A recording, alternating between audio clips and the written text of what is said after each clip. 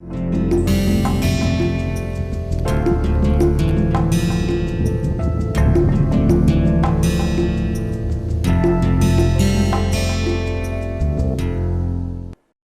back to our NPTEL course on muffler acoustics. So, this is lecture 58, probably this is the third lecture of this week, and what we are going to do today is going to have a sort of an extended session on Matlab demonstration of the analytical mode matching method to evaluate the transmission loss performance of extended inlet and outlet muffler configuration, and also in the process do a limiting case of a concentric expansion chamber.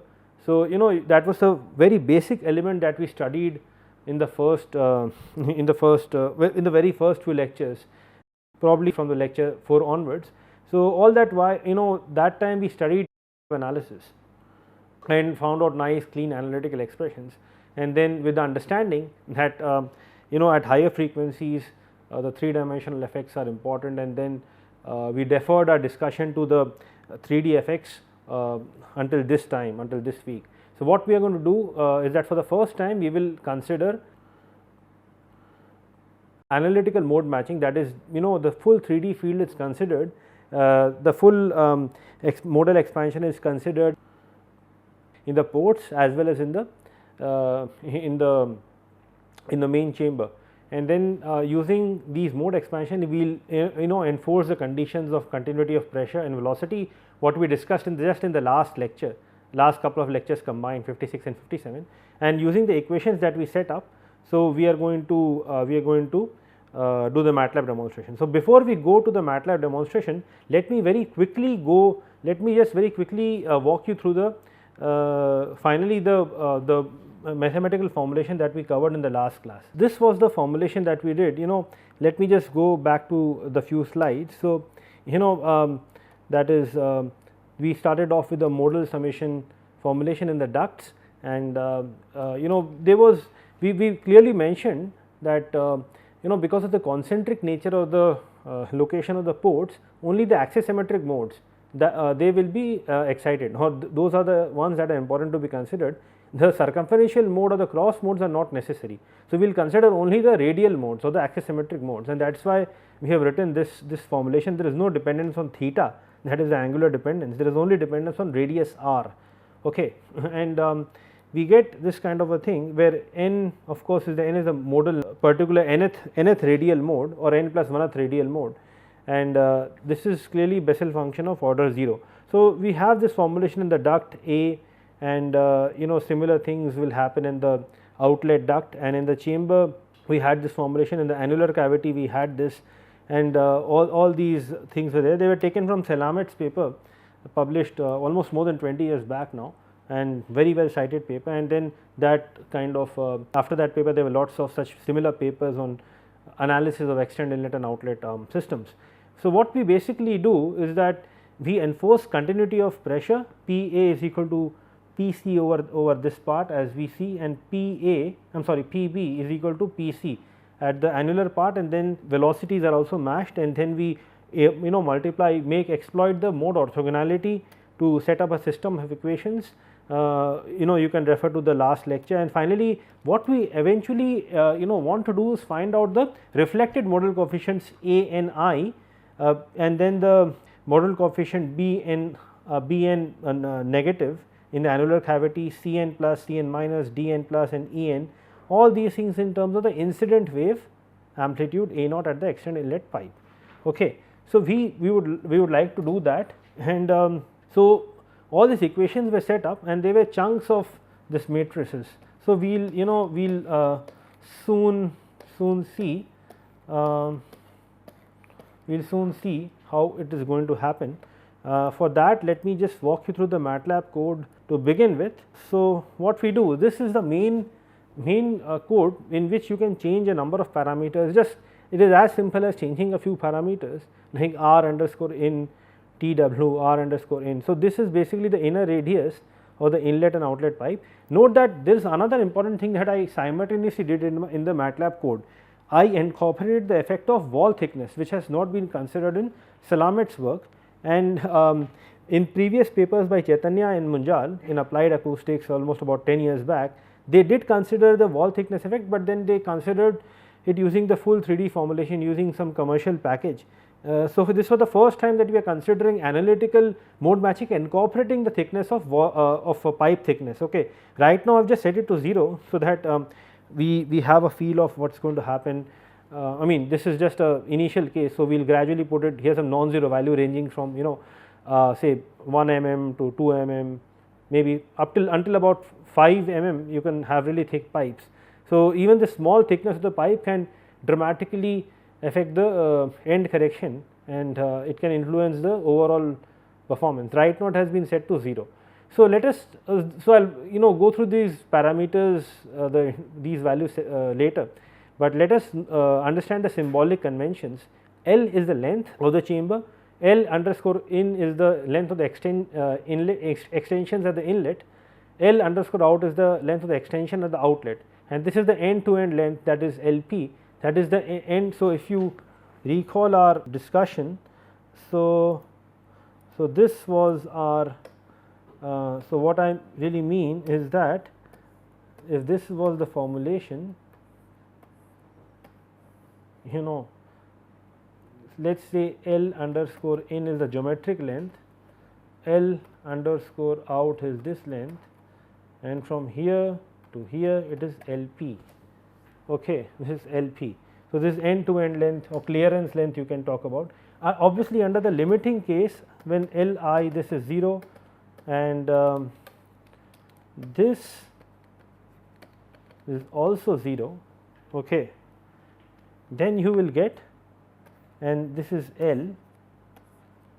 So, L is equal to LP plus this out.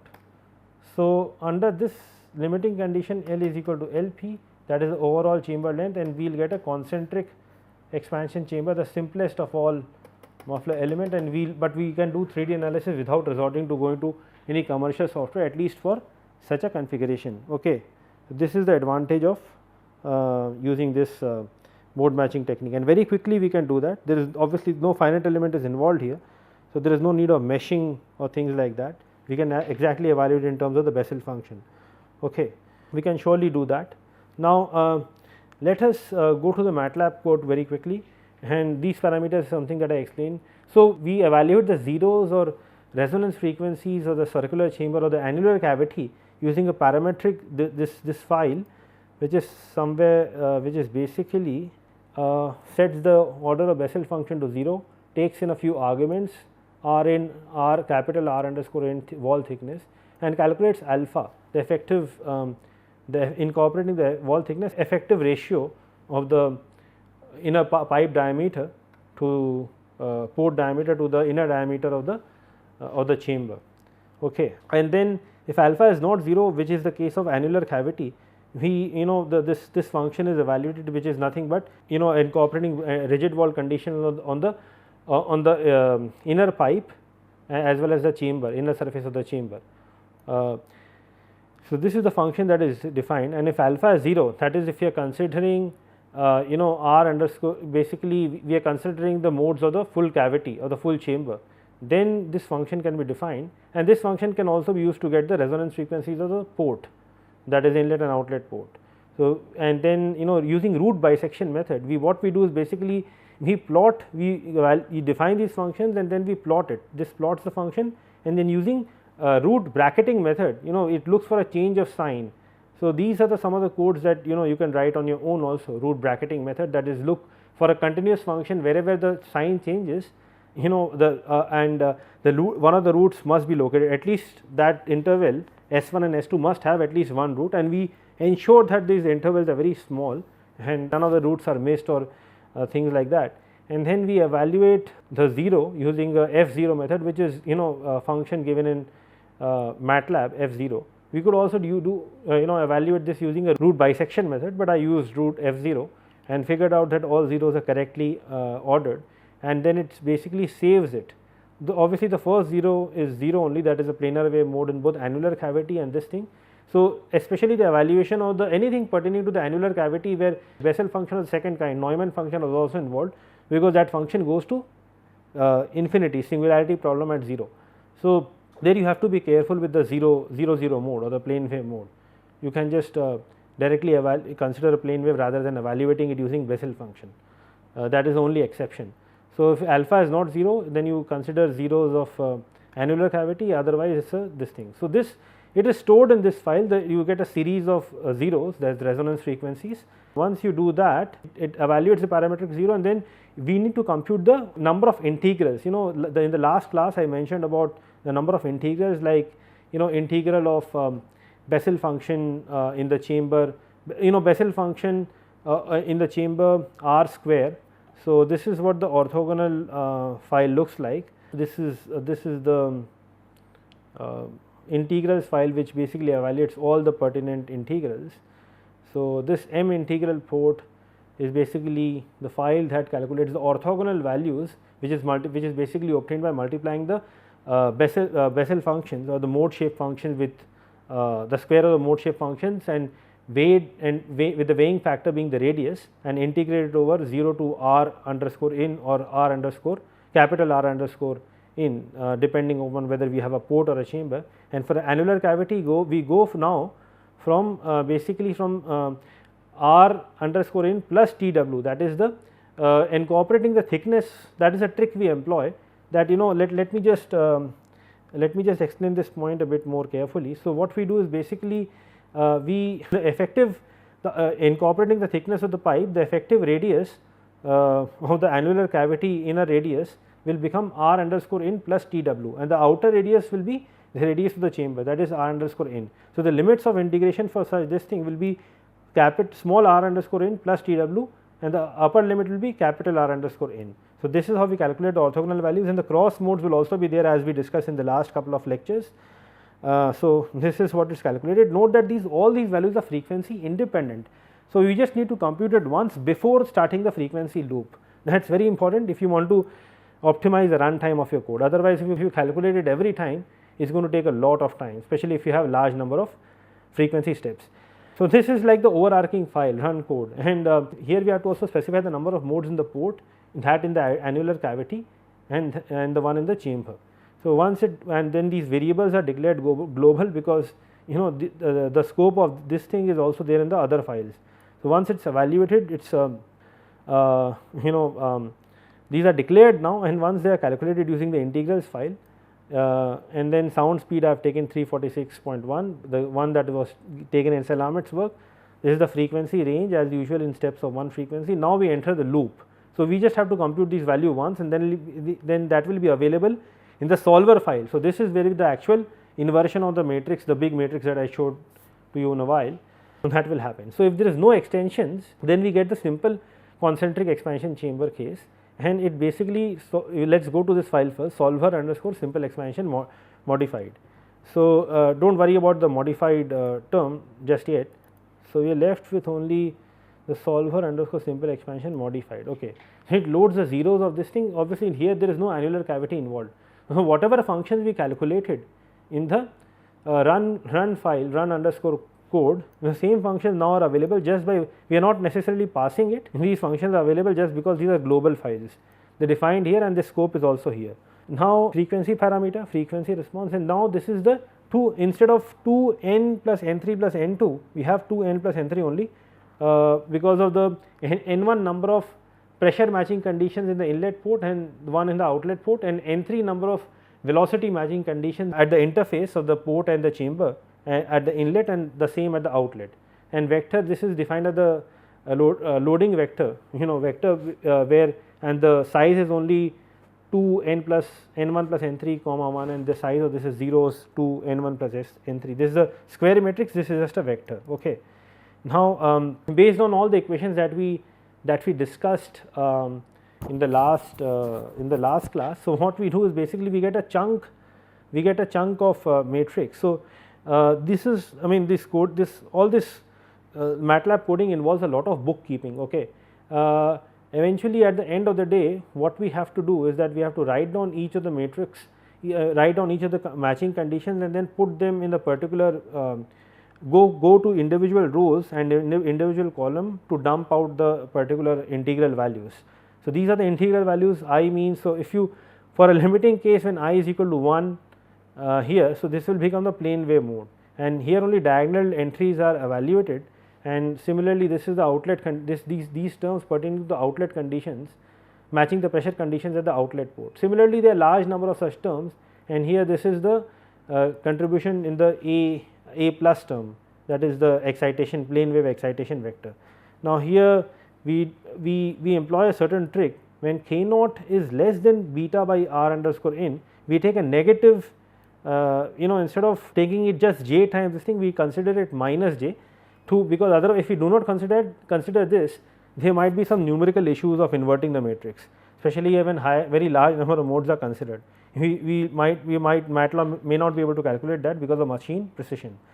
We employ this trick. If this is less than, if k naught excitation frequency is less than the particular resonance frequency value, then this is negative, then we, instead of just positive imaginary, we consider it negative imaginary, because you have exponential term sitting in the modal term, and then minus j into minus j, that will become exponential negative. So, there are certain tricks which you probably is best that you start coding and write your own codes, you will get to know that, and then we again dump out certain expressions these things goes in a particular row and column. So, this is the solver file. Then similarly, this is the velocity matching condition in the chamber, and we access particular rows and column like this. We follow this logic, and finally, this is the vector where it is another contribution by the A plus term in the inlet pipe modal term, and this is where we evaluate. And finally, what we do is that once we get the fully populated coefficient matrix, only some entries are non-zero, otherwise it is 0. Once we get coefficient matrix and vector, we invert it, cof inverse of cof times vector. So, that big matrix inverse into the vector. So, that will give you the modal coefficients. Then we need to convert it back, get back the positive travelling wave only for a certain mode, and so this modal cof is now passed on to the main calling function, that is your this function. So, we do not necessarily require cof, it is just for checking if things are fine or not. And once we get the modal coefficient, what we do is basically now evaluate the transmission loss in the transmission loss by considering only planar wave propagation in the outlet pipe. So, this is what we get. Okay. Now, we can plot it similarly when the solver modified, that is for the inlet, and when extensions are also involved, then what do we get? So, this is the file that we should basically open. So, just bear with me for a minute, and yeah. So, it is exactly the same, other than the fact that we need to invoke a few more integrals, 0 hollow underscore cylinder and those things. Size has increased of the coefficient matrix and vector matrix, everything else sort of remains the same, and additional matching conditions are there at the inlet and outlet. So, these are something to do with the cavities.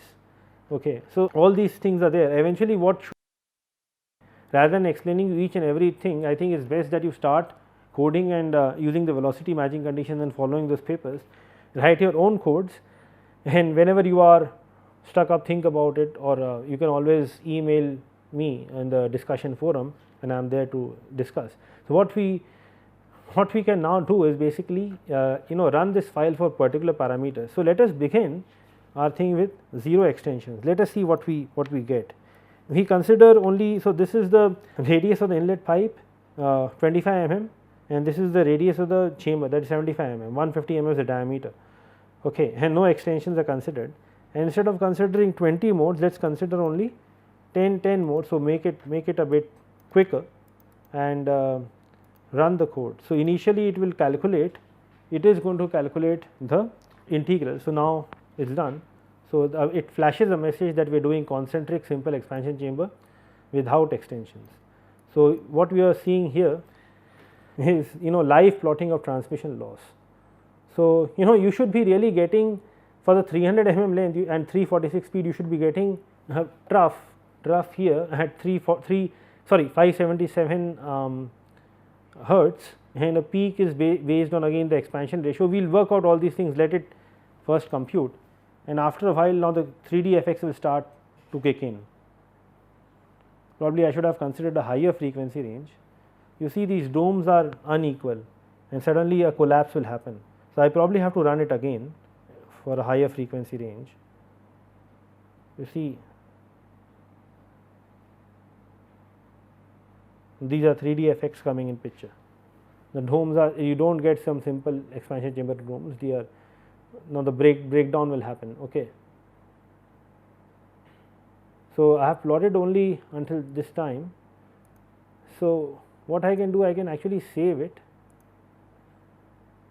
save the file, it is going to take some time, and possibly run it. So, it takes about 71 seconds only, because you have pre-computed most of the integrals and employed this matching conditions. So, for a faster system it would have done a bit faster. I mean, if you have a faster system it would evaluate faster. So, now let us say we change the lower parameter and go up to 3500 hertz. Note that the justification of planar wave propagation in the inlet pipe is still okay, because the first frequency is really at high things, we will soon see.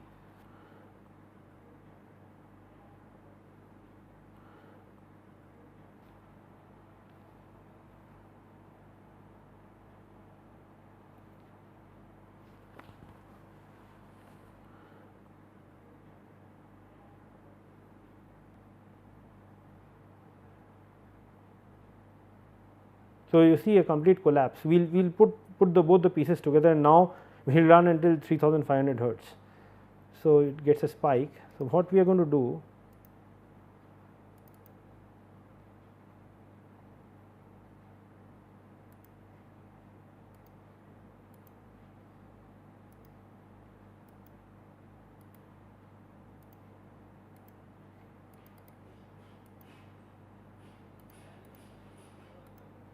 let me close out this. Okay. This is a complete picture then.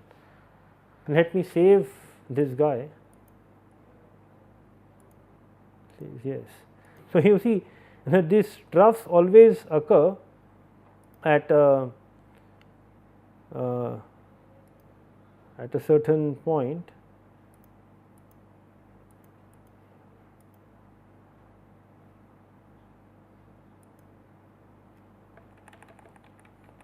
At 577,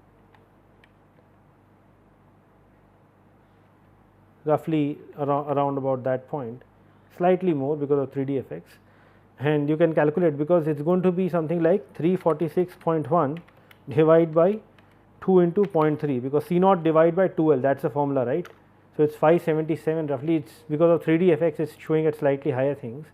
And what is the cutoff frequency of the frequencies? Radial mode is 3.8317 and radius is your 0.075 of the chamber, is not it, and you need to multiply this thing by 346.1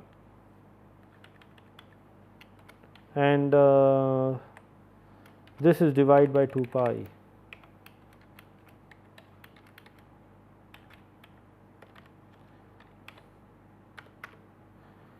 So, what we get is that 2814 hertz is where the first radial mode happens in the chamber, and so let us see what are we getting in regards to this. So, what it means that before 2814 hertz this will definitely fail, and that is what is happening. You know, the chamber is just a little after that we are getting a complete collapse of the dome and trough feature, and before it collapses it gives you a massive peak, you know, just a bit before 2758 hertz, and then after that there is a complete collapse, and as you can see, you know, you are getting number of kind of a you know, you will get a very spiky or a number of peaks and that kind of characteristic. So, you know, we can do one more interesting thing actually, we can actually increase the, and actually before we do that let us also evaluate whether we are justified in considering only plane waves in the pipe as far as transmission loss is concerned. Although all the modal coefficients are computed using modal coupling, but for calculating the transmission loss I think we are justified here in computing taking only the first term, and that is because your here you have 0.0050 it was there, no? So, 025. So, the first frequency will start at, sorry, this is not 0025, just 0.025, 8442 hertz, roughly 8443 hertz. So, we are much below that. So, it's perfectly fine if we consider only the first modal term for calculating the transmission loss, all right. Although for this is a subtle, this is an important point, in the pipe there will be higher order modes also, but then those will be evanescent. So, the coupling considers, when you do the analytical mode matching, the coupling between the modes in the port and the chamber are considered. So, that is how these modal coefficients are evaluated. But now what we have really done is that we have just figured out the modal coefficients in the pipe, in the inlet and outlet pipe, in the chamber as well, but for computing the transmission loss we are justified to consider only the planar wave term, that is the first modal term in the pipe, because we are well below the radial mode the cut on frequency. Okay. So, that is what it is. This is one point I want to tell. Now, suppose let us increase this diameter, okay, let us make it 200 or maybe 250, 5 times the expansion ratio. Let us see, and the length, everything remains the same, and now let us go from 1 to 3500 hertz. Let us consider even more terms, let us say 20 terms, because more number of modes will be excited. So, this comes from experience, how do you select the modes. You should also establish convergence. So, it is what it is doing now, it is computing the pre-computing the integrals. So, okay, so we are on the track. So,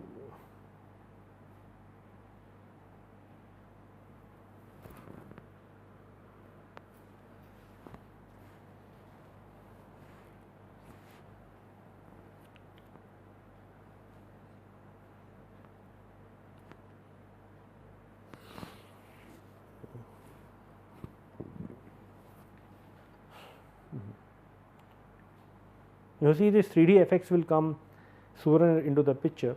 And other thing that I want to tell is that now here the expansion ratio is 5, the expansion ratio is 5, so the area ratio is 25. So, 25 divided by 2 is 12.5, log of 12.5, 20 times log of 12.5, because 20 times log of m by 2, that is the maximum transmission loss. So, wait for a while, we will do all these hand calculations, but before that you see a much collapse in the transmission loss spectrum much before.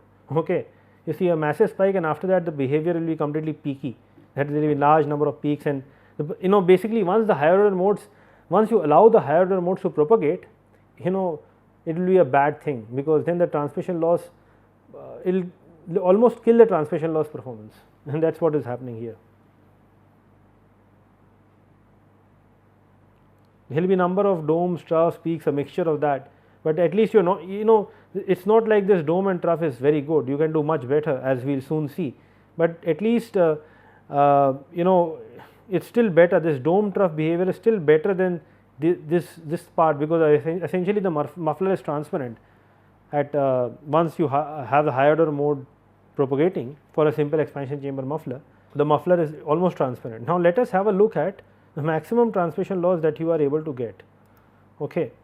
So, what is it that you are getting? 22, and the formula says, you remember the initial lectures, m by 2. So, m is 25, because 250 by 50 or 125 by 25.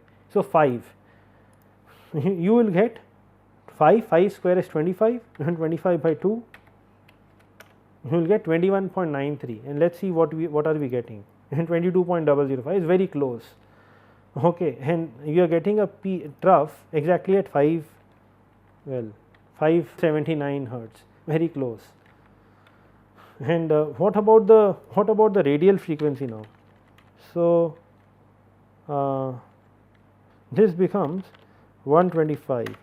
So, 1688 is where we get the first at this frequency 1688, we definitely are at we should definitely get a peak near trough near about that 1688. So, if we just go a bit back, 1688. So, there is a modal coupling involved. So, we are definitely going down, and at trough occurs just immediately afterwards 1718, very close. It is characterized by a huge spike. Then after that, beyond this first radial mode, everything is pretty much useless. Although the values are accurate, I mean to say the muffler performance goes down after the onset of the first radial mode for a concentric expansion chamber, simple expansion chamber. Okay. But for extended inlet and outlet, we will see how these things can be further controlled. What is going to happen is that beyond the 0-1 radial mode, you still get not a very good performance, but at least it will not be as useless as this thing. So, I am going to close off this file and now do a simple case. Let us get to is perhaps we can consider this 250 or probably 150, because we have saved this file, the Untitled. So, we will compare it with this case and see a dramatic improvement that it gives. Okay, the ratio, expansion ratio is only 3 or AER ratio is 9. The maximum transmission loss that we get is 20 log m by 2, but with extensions, let us say half into half the extension. So, what is half of 300? This, and this is 75. Now, it is going to evaluate a different file. Okay. It is going to pre-compute a few things, and then so you will soon see at 5, instead of 577, instead of getting a trough, you will get a non-zero value there. The trough is that is lifted, but then the tuning is not there. Now, we are entering into the principle of, I am trying to do a MATLAB demonstration how do we exactly double tune the chamber. So, just by putting L by 2, now let us go to the code briefly, minimize this guy, pops away anyways. At L by 2 and at L by 4, extension length is L by 2 and the length of the extension at the outlet is L by 4. It does not help. Had it been plane wave, it would have helped. I can show you just by choosing only plane wave mode. So, plane wave mode can be chosen just by putting n1 is equal to 1, n2 is equal to 1 and n3 is equal to 1. You just consider the plane wave mode, and so then this will work, but then that will not be accurate because higher order modes are generated and you need to consider large number of modal terms until you get a convergent solution. For our case, I guess setting 20 number of mode terms in the annular cavity and 5 terms in the mode, that should suffice. We can prove that. But what is important here to note that, assuming this is all correct, which is the results have been compared with Salamet's papers and also the ones by Chaitanya and Munjal, and there are number of other published work and using in which experiments were done or some finite elements, full 3D finite element simulation was done.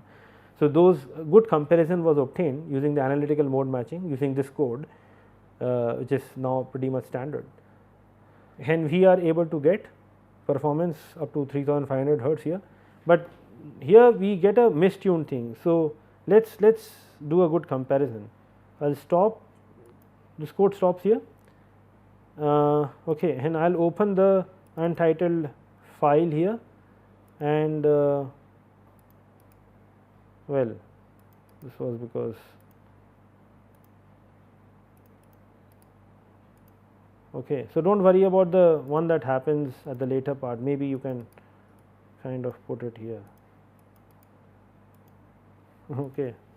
Now, see a dramatic improvement, and at least you are getting much better performance. So, but these troughs are still not lifted, because now let us do some fine tuning, okay, some double tuning. So, now the reason we chose L by 2 was because we wanted to ensure that the resonance frequency of the quarter wave resonator completely nullifies the first actual resonance peak. So, but then that is not happening, it is not exactly cancelling. This is the fact that you are getting a peak at 536 hertz or 535 hertz.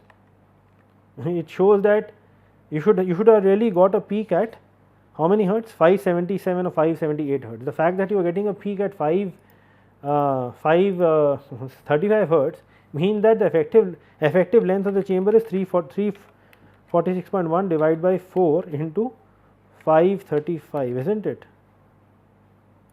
535, yes. Its effective length is, let me sort of multiply this by 1000 to convert to mm. So, you get 161 is effective length, but we chose only so even though we chose the length to be 150, okay, but the extended inlet, that the quarter wave resonator, the inlet is behaving of as if its length is increased, acoustic length is increased to 161 mm. So, what is the difference between 161.1 7289 minus 150. So, this is so here now we have the 3D effects for the first time, we have 11.72. So, that is only for this case. So, roughly, so if you have extension of the physical length to be 150 mm, half of this thing, or the chamber length, the acoustic length or the effective length is a bit more, it is about 11 mm more. So, about 11.72 divided by 150, about 7%, 7.8% more. So, basically what we do is that if we subtract this 11.7289 whatever the figure is, so if we do 1 minus this guy, or I would say, yeah, 138.2711, okay, we can put this value here, and 138.271, you can just get rid of this guy. Now, what happens to the peak due to the extensions at the outlet? So, this is 983, it should really have happened at 346.1 divided by 4 into 0.075, okay, 75 mm was the length, right. It should have happened at 1153.6 hertz, which is basically your the trough frequency roughly, okay. It did not happen, it happened much before. So, what is the effective length of this resonator then, or the resonator at the outlet? It is, what did we get, 983, 88.021 minus 75. So, we get slightly more extension length 13. So, what we do is that we kind of 75 minus 13.021, we can do that, but I would say that let us stick to let us stick to whatever extension length you get at the inlet only, and let us see if you want to avoid this thing. Now, if you choose that, you can also tune this trough. This trough will now occur at this trough, and the fourth thing is going to fail here. This you cannot prevent. So, what we are going to do is that we consider only 11.782 length, and so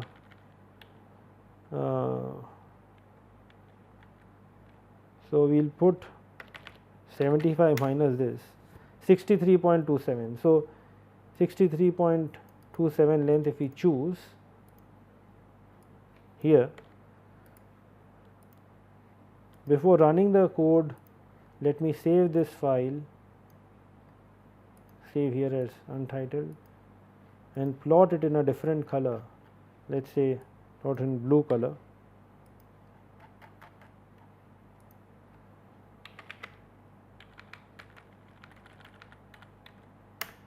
Let us see what happens. So, the good thing about analytical mode matching or these things is that it makes parametric studies very easy, okay. And otherwise you would have to mesh it again in finite elements or and do a lot of post processing. For people who are very accustomed to the use of finite element software, for them it is very easy, but then this is like a proper kind of analytical work, and which is kind of implemented in a computer software, Matlab. So, let us see what happens. Are we able to tune out the first axial resonance? The curve seems to be continuously increasing, and I hope it does not kind of give a trough at 577 hertz, which is the first axial resonance. So, it is probably going to completely annihilate this thing. So, it is happening here, then again it is going to come down. So, it seems that we have cancelled the first axial resonance, we have nullified the first axial resonance by tuning the length of the chamber, okay. So, and then what happens at 1153 hertz, that is the second axial resonance.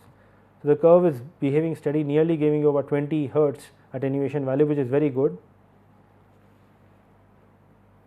and then we are exactly able to pick out and nullify that second trough, okay. There is no peak, there is no trough involved here, and then the curve is going to come down a bit, but then again you see just by tuning, providing a tuning at the inlet, this what I am trying to say is that this peak, by tuning the axial, by tuning the extension length, we are not able to nullify the first axial trough, but also the third one by the virtue of tuning this thing. By tuning this outlet extension length, we are able to nullify only the second axial resonance trough, but the fourth one we are unable to do it. We in that we have already discussed in the previous lecture when we discussed the plane wave theory. So, this is the trough that you will get. So, the broadband transmission loss is limited until whatever frequency you get here. So, it is 577 times 4. So, that is roughly 2350 or whatever hertz, and then after that you are going to get a number of spikes and curves. So, this is now where you will get your 2800 hertz, 600, 700, 800, and just 2000, I think it was 2830 or something hertz, where the first radial mode starts propagating, and just before that you get a massive spike, and then things will happen. So, the basic idea is that compare the muffler performance here with this one.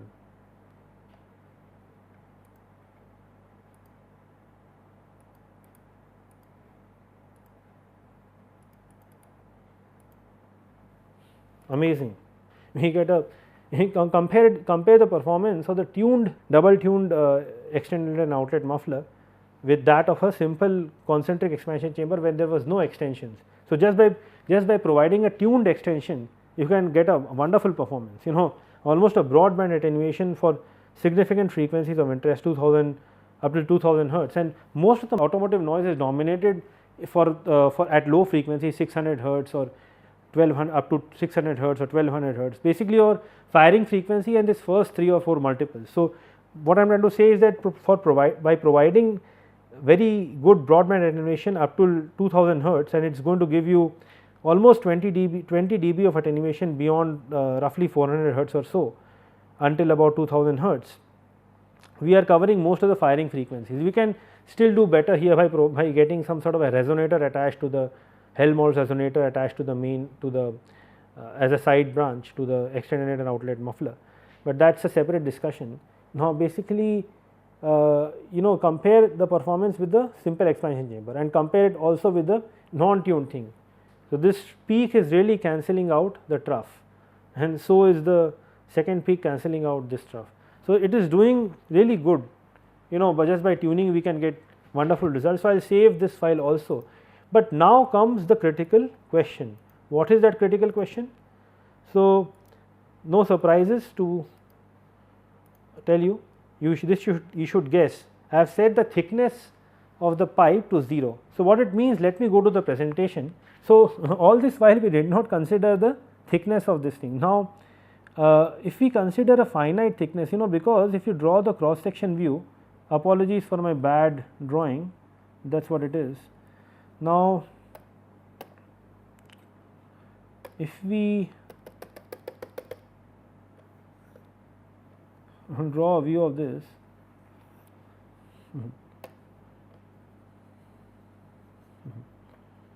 so we get a thickness like this.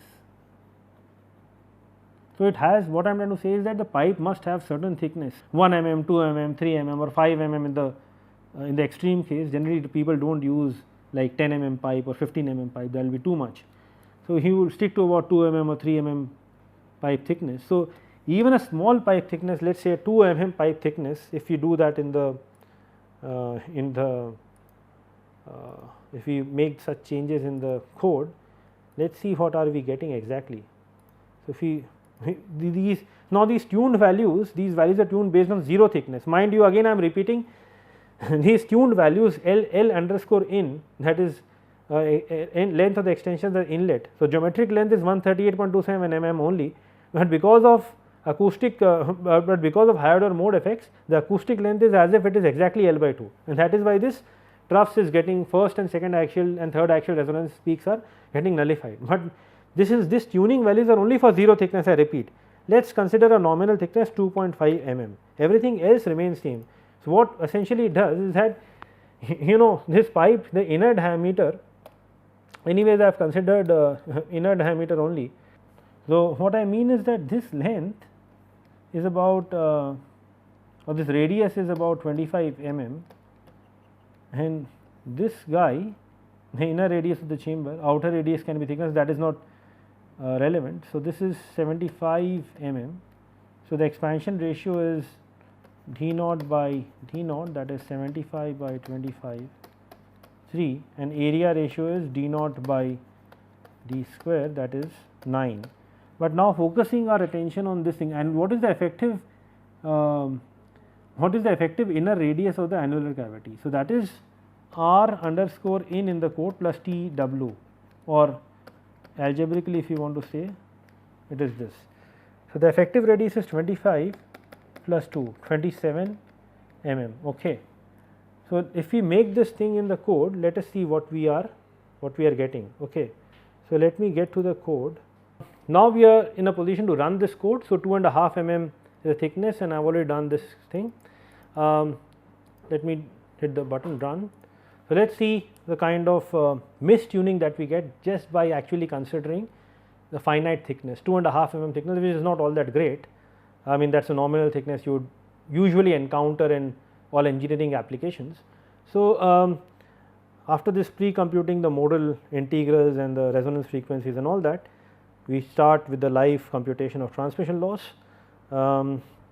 We should be done as usual in the next couple of minutes or so. So, let us focus our attention, all these things are okay.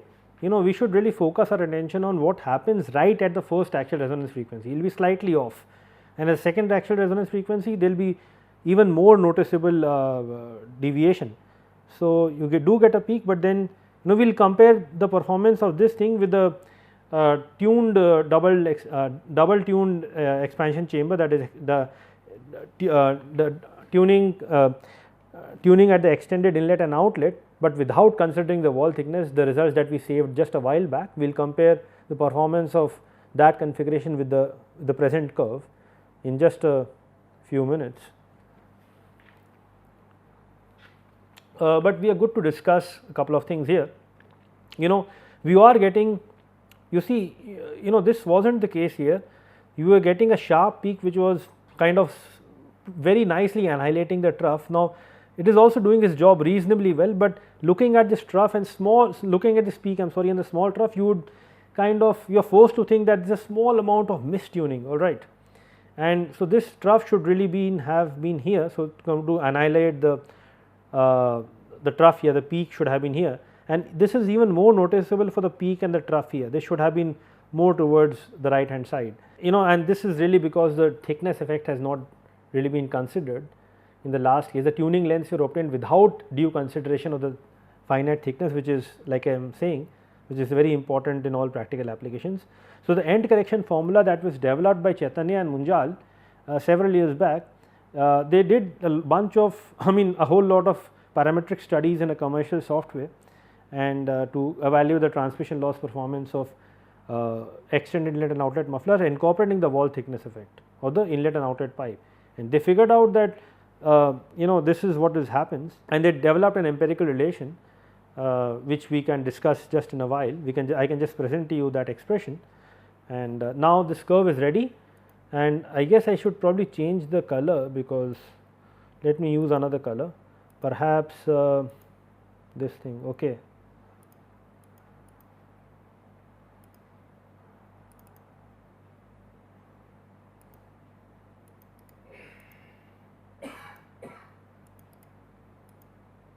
Well, here it is. So,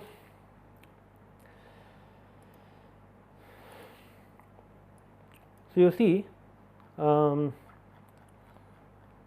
blue colored curve really was much better in terms of tuning performance. This trough was nearly cancelling the peak was nearly cancelling the trough, but this is more, but in the kind of a slightly mistuned or the finite wall effect case, this mistuning is more kind of prominent, and this is even more noticeable here.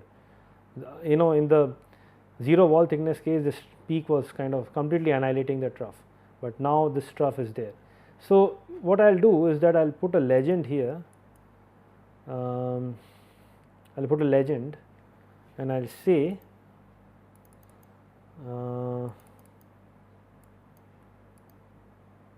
this is also an opportunity for you guys to learn MATLAB 2.5 the wall thickness, and the tuning was done for zero wall thickness, and let us see what effect are we getting. So, it is probably saving the figure, I reckon.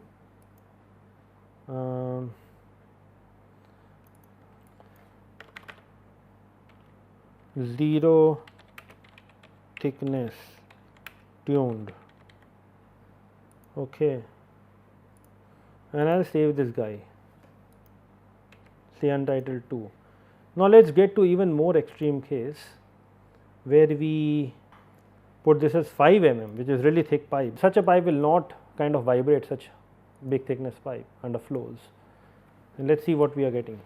So, we should be soon be on with the computations. So, you see even more deviation, that is pretty expected.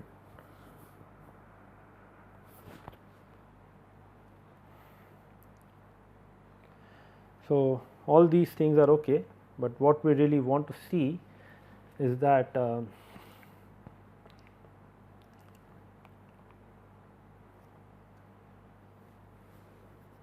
well, you see the transmission loss has dropped down to about 12.5 dB, okay, and you get a peak here.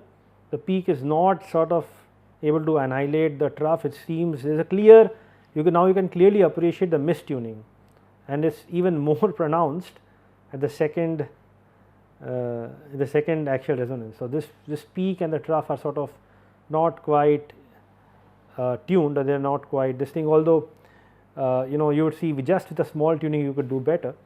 So, what I will show you ways how to tune it in incorporating the wall thickness effect as well. So, let the computations be completed, and after that I am going to, after that we really do not quite care.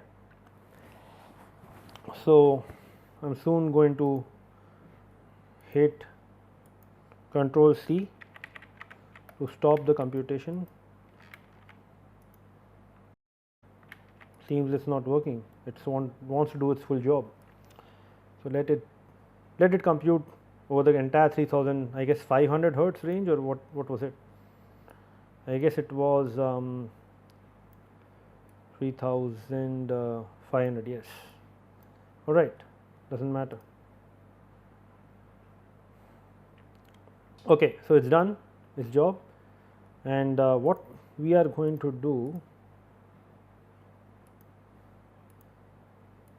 let me use some other nice color, orange color, okay, and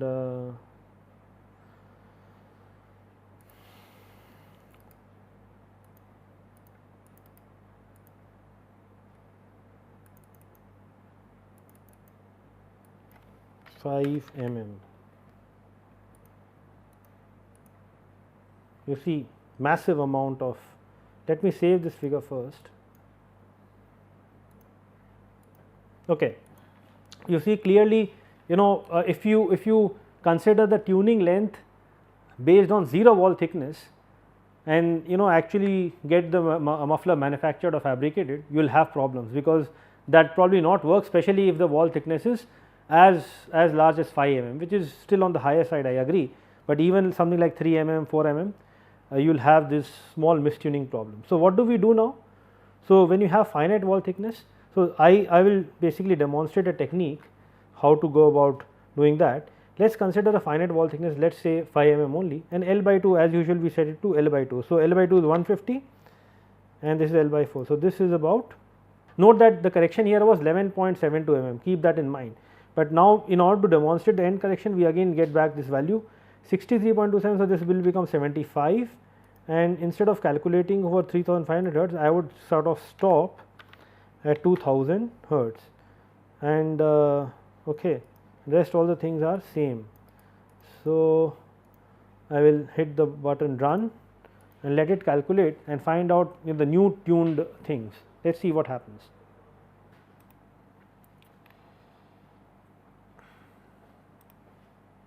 So, we are basically getting a peak at we are getting a peak at something like 520 ish hertz. We will soon figure out once this code is executed completely, and let us wait for the computations to finish. So, we can as usual evaluate the effective length by using the formula C naught sound speed divided by 4 times the frequency at which the peak occurs. So, that is the effective length, and from the effective length we subtract the actual geometric length to find out the net to find out the end correction length that is to be subtracted, so that tuning can occur. So, it will just be in a while. You see a lot of difference. Okay, so this was the graph. So, as usual we will go to the frequency thing. So, this was our first 522 like I correctly kind of predicted. Now, this is 935, and well, we do not worry about the other one. So, 346.1 divided by 4 into 522. So, that is what it was, 165.75, isn't it? 165.7567 minus 150 is the end correction length. So, 15.75. So, there is definitely a difference between 15.75 and the other guy, that was 11.72. What about the other one? Other one was 346.1 and 935, isn't it? So, well, so this one was 92.54, isn't it? If you subtract 75, that is 17.54 is the length.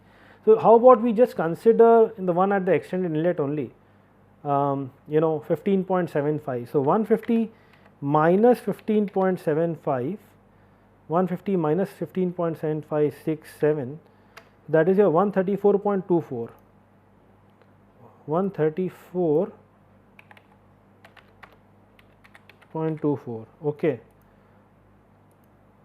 And the other thing was 75 minus 15.7567, that is 59.2432, 59. So, let us see what are we able to get. Let us save this guy.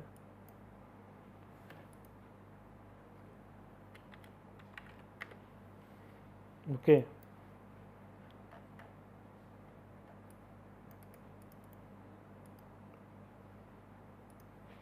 Let us see if we are able to tune it. So, clearly one thing that we immediately figured out, that 15.75 mm and 11.72. So, roughly there is 4 mm difference in case of maximum or the extreme thickness that we usually encounter in engineering applications. Especially if you have more expansion ratio, that is 5 or 6, what I mean is that the inlet diameter can be 50 mm, outlet, the chamber diameter in the port diameter can be 50 mm, but the chamber diameter can be 250 mm or 220 mm or something like that. So, the expansion ratio is 5, 6 or something like that. So, then you will have even more effect of wall thickness, although I am not going to show you those simulations because of lack of time.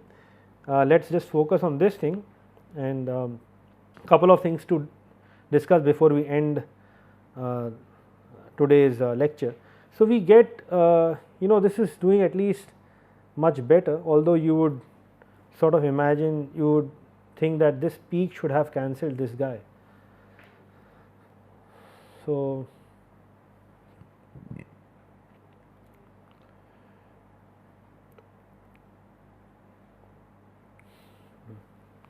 you are getting a peak here, and now this peak is completely annihilating the trough here, and so, and if you consider an average of 15.75 and 17 point whatever you are getting, something like 16ish, you could do sort of even better. You could probably, this can be, you can actually take an average of this thing, so not a problem, but this performance would be better than just L by 2 and that sort of a thing, that much I can tell you. So, this is computation is done, and this, let me use another color, green color perhaps, and this is something like 5 mm. So, let me just superpose the curve here. You see,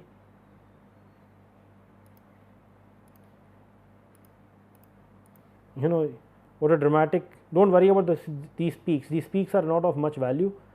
The amount of attenuation produced at the peak is not of significant importance. The main important thing is that it should have a broadband attenuation performance. You should minimize or avoid the troughs as much as possible. So, clearly the green colored curve or the tuned thing is much better than the blue colored one or the non tuned one.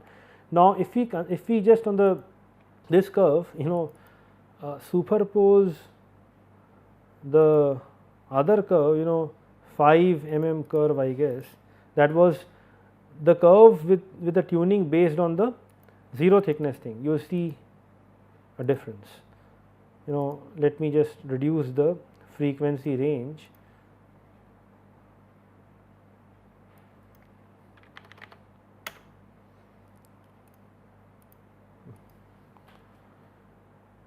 So, you see a massive difference. So, this green colored curve is actually the tuned one, and this orangish curve is sort of mistuned, because basically what this results demonstrates is that when you considering actual applications, finite wall thickness or the extended inlet and outlet muffler should be considered to get you the actual tuned performance when you actually fabricate the muffler and do the experimental testing, whether it is able to get a broadband attenuation or not. It may so happen that you are getting a very dominant tone of the engine noise somewhere here, but then because of the peak occurring right here and you are tuned the performance, it is able to cancel that, and it is very effective, and this effectiveness will be reduced if you do not consider this. So, these are some of the important effects that I thought of highlighting here. So, I will close off all these things, and what we could do is that actually Chaitanya and Munjal in their applied acoustics paper, let me see if I have this paper readily available. So, this was the paper that I was sort of referring to, the famous paper published in Applied Acoustics. So, this is what they have done. They found out the end correction length by finding out the effective effective length and subtracting the effective length from the geometric length to find out the end correction, and subtracting that from the L/2 length to get the fabricated length. And so, the effective length acoustic length will be L/2 in that case. So, this is the configuration that we are talking about. Finite wall thickness was considered, and they eventually ended up with an empirical relation using which we can find out a relation between small d is the diameter of the inlet and outlet pipe, which are assumed to be equal, diameter is assumed to be equal, capital D is the diameter of the chamber, okay, and Tw is the thickness of the pipe. So, they developed a relation found using finite element simulations, the relation between non-dimensional end corrections, that is delta A divided by D in terms of where the variables are the expansion ratio D, capital D by small d, and the non-dimensional thickness Tw divided by diameter of the pipe as a quadratic biquadratic function or something like that. And so, all you need to do is that these constants are there. So, this expression can also be evaluated using our analytical mode matching code or using finite element simulations, or perhaps using experiments. If you can sort of get those many muffler models fabricated. So, people rely on simulations to find out these empirical relationships, and within the within certain parameter range, for example, expansion ratio varies from 3 to maybe 2 to 6 or 7 perhaps between and the diameter can for the pipe can typically vary from 30 mm to 60 mm, a range of this thing. We can sort of get we can get a range, and wall thickness is from 1 mm to about 5 mm or whatever it is. You can also set 0 mm. We can get a very good estimate of the end corrections that is to be applied at the inlet and outlet, and using that we can tune it and get a muffler model fabricated, or if you have certain commercial mufflers which are in which these ratios are within these limits, you can very well corroborate the numerical findings or simulation findings with the experimental things, okay, and then we can easily get the end correction expression, and we can we can easily figure out whether the end correction is working or not. Mostly it will, apart from a small deviations here and there. So, this is what the formula is, and later on what we can also do, not in this course, maybe in advanced courses, advanced course on muffler acoustics, where you have this numerical and analytical techniques, where or maybe this is something like a self study. The analytical thing can also be used to analyze dual chamber muffler. Suppose if we have a limited length L, and within that we need to attenuate maximum noise. So, by incorporating maximum reflection of sound back into the system. So, what we can do, let me just sketch this guy for you. I am considering all finite wall thickness. Okay. So, you have this thing and all that. So, what we could do is the flow goes here, it comes out, and this is the length L. Original chamber was something like, it was something like this.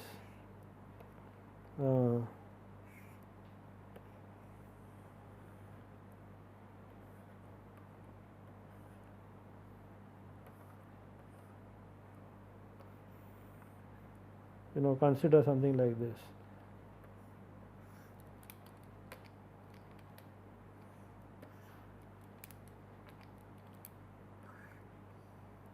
So, the idea is that divide this length into L1 part and L2 part, and again we consider, just like we have done the mode matching between this section here, here and here, and found out this big matrix.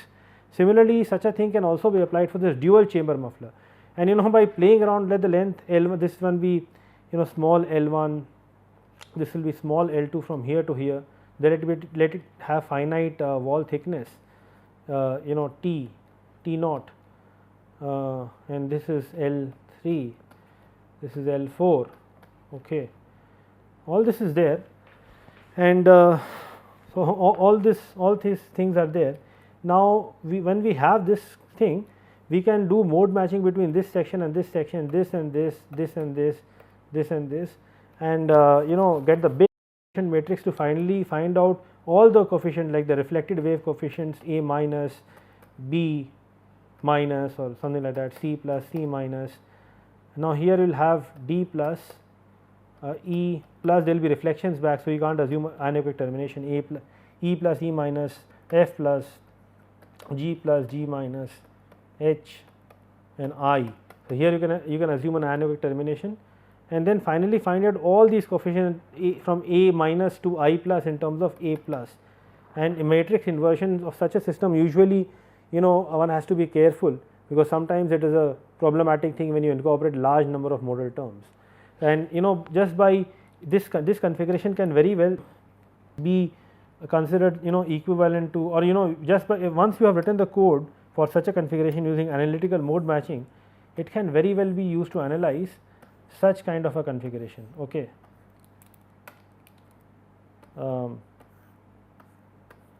And by, so this you just have to, instead of T naught, which is the wall thickness, you need to consider which is about 2 mm, 3 mm wall thickness. You need to consider a much larger value, whatever the length is. Replace T naught with say L dash, and you will the same code can be very well used to analyze this muffler configuration. So, and so these analytical mode matching can help you to analyze a lot of things, especially when you have, one other thing that you can do is possibly have some sort of a lining on both sides of the circular duct, and these are hybrid muffler configurations. So, these linings can really kill the high frequency noise. The moment from which the muffler starts exhibiting very peaky behavior, number of troughs and domes beyond the cut-on frequency of 0-1 mode, you can actually those beyond that, the modes can really be controlled by incorporating this lining, and that can really help you. So, the higher frequencies can be completely kind of killed off. And other thing that you can also do using this mode matching is a folded resonator concept. Okay. So, that is something like this. So,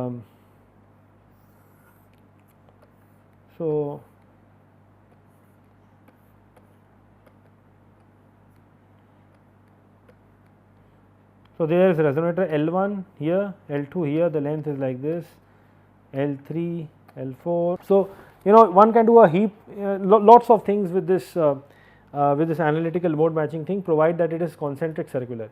If it is not concentric circular, if you have an eccentric annular, something like this kind of a thing, then unfortunately this vessel, then this can actually be used to analyze a simple expansion chamber, that kind of a thing. Things like this, it can be very well used to analyze such configurations, but as has been done in Salamet's paper published several years back. But then moment you have extensions here, that probably would not be possible, at least analytically. Numerically, yes, you using numerical mode matching. So, all this will be a part of higher I mean the next advanced level course on numerical and experimental techniques in muffler acoustics at a later stage, and we will begin with this analytical advanced techniques of mode matching and number of advanced topics as well. So, this is what it is. And other thing, finally, before we end this lecture, we would have noticed one thing, let me just get back to the MATLAB thing, where we find out this modal coefficient, isn't it? We find out this modal coefficients when we get this. So, these modal coefficients can be plotted. What I am trying to say is that if you consider in the cross section of the muffler, what we can do really is that plot the pressure field in this region. This was the region A, B, C, D, E. So, we can, once we know the modal coefficients, we know the exact solution. So, over R and Z plane, theta is obviously there is no theta dependence, it is the axisymmetric or radial problem. So, using this 2D representation, we can get the complete, we can basically plot the PR, P tilde C R Z pressure field, we can get the RMS field plotted over this distance, and then RMS field or this thing plotted here, similarly for this region, this region, this region for at a given frequency, and then we can do a frequency swipe and to see basically how these pressure contours are behaving with time. So, you will see whenever the peaks happen, very less energy will be transmitted downstream and more energy will be transmitted, and all the energy will be reflected back. And at places where you will get troughs, almost whatever power you are getting here, acoustic, the pressure contour, same contours will be here. That means the muffler is nearly transparent here at that frequency, not much is happening. So, all these things can give you more insight into muffler design just when you look at the pressure contours. Okay. So, with this discussion, what I will do is that I will end today's lecture, and we will meet very briefly. We will meet very briefly for lecture 59, where I will just discuss some of the dissipative muffler things, although this will be covered in the later course, like I said. Once you how do you evaluate the transmission loss of a muffler using an engineering approach? You are given standard non-dimensional curves, and using that you find out certain values, and also how does the transmission loss of fully lined muffler thing, how does it look like, and so on. Okay. So, we will do all those things very shortly. Thanks.